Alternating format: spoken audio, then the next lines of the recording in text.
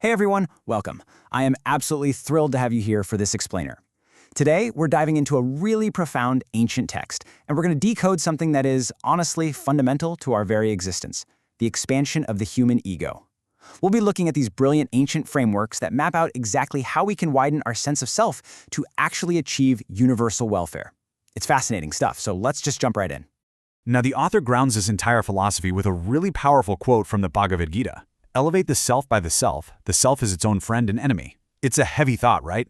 It instantly establishes the philosophical weight of our journey today. The text makes it impartially clear that we, and literally only we, control our own elevation or our own downfall. And look, this isn't just some abstract spiritual musing. It's actually a highly structured, logical roadmap for living. We're going to decode this step by step today. We'll cover the expansion of the I, rules and self-control, the concept of Panchayagna, the ashrama system, and finally, the ultimate culmination. All right, let's start with section 1, the expansion of the I. So the source text identifies a constricted, selfish ego as the root cause of all human unrest in society. Its core thesis is that the primary purpose of human life is actually the expansion of this ego, or the I, and the text emphasizes that this I doesn't just grow on its own, it expands through useful, purposeful actions. It's kind of like a ripple effect, starting from your internal self and slowly moving outward. Ultimately, you are the controller. You decide exactly how large or small your I becomes. Okay, let's dive into this next concept in section 2, rules and self-control. To navigate this ego expansion, the author lays out two very distinct paths for human behavior. On one hand, you have the upward path. This involves following rules, practicing strict self-control, and basically elevating yourself to a higher divine state. Conversely, you have the downward path. This is living with total arbitrariness, just doing whatever you want, rejecting all rules, and ultimately degrading to a basic animalistic state. The text impartially argues that a life lived entirely without rules, it can never actually climb the ladder of true progress. Moving right along to section 3, Panchayagna, where every action is a yagna.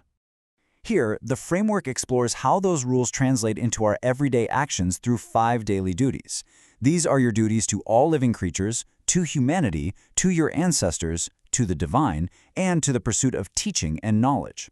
But before we go further, I want to prime you for a major paradigm shift in how the author wants us to actually understand these duties. Now, what's really interesting about this slide is how the text completely redefines the whole concept of yajna. It's not merely a fire ritual, which is how a lot of people think of it. No, any duty performed for the welfare of others is a yajna. According to this framework, literally every necessary human action is an act of dharma. It essentially proves that self-interest and true altruism are actually the exact same thing. So the crucial takeaway here is this: when the soul benefits, the world benefits. And conversely, when the world benefits, the soul benefits. Think about our modern struggle with selfishness for a second.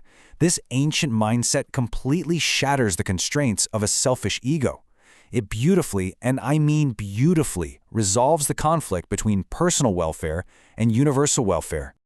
That brings us to section 4, the ashrama system, which outlines life stages. So how does this daily practice of expanding your I scale over an entire human lifespan? Well, the text lays out a chronological 100-year framework designed in Sanatana Dharma, divided into 4 distinct stages. You've got the first 25 years, which is brahmacharya. That's followed by grihastha, up to age 50, then vanaprastha until 75, and finally, sannyasa, or the renunciate stage, for those twilight years. The logic here is just incredibly practical. During brahmacharya, the focus is entirely on building physical and mental strength through strict internal discipline under a teacher. The text posits that, you simply cannot help the world if you have a weak body or an undisciplined mind. Makes perfect sense, right? Once you have that rock-solid foundation, you enter grihastha, or family life. This is where you expand your I to include a spouse, your children, and the broader society. Then comes vanaprastha, which is often translated as the forest retreat. But the author corrects a very common misconception here. The forest is not some dangerous wilderness filled with wild beasts. Instead, the text paints this vivid picture of a serene, absolutely beautiful retreat, kind of like the ancient Naimisharanya, filled with lotus lakes, deer, and peacocks. It's an environment specifically meant for deep contemplation, completely stepping away from the burning desires of worldly life.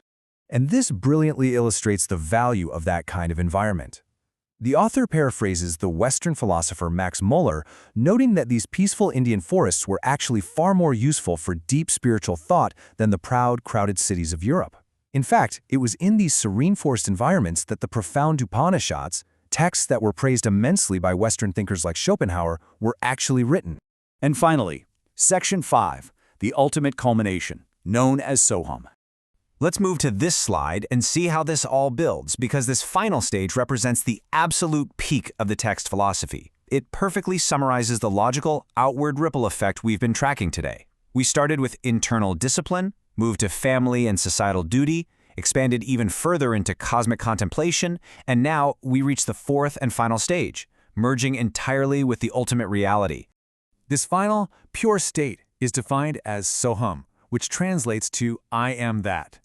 It is the ultimate state where your individual I has expanded so completely that the boundary between the self and the universe simply disappears. You merge entirely with the supreme reality, or Satchidananda Brahma. Which brings us to a final thought for you to ponder. If the root of human unrest is truly a constricted, selfish ego, could expanding your I to include the entire universe be the ultimate key to lasting peace? It's a massive question. Think about how these ancient, highly structured life stages might actually apply to your own modern search for fulfillment. Thank you so much for joining me for this explainer, and definitely keep exploring.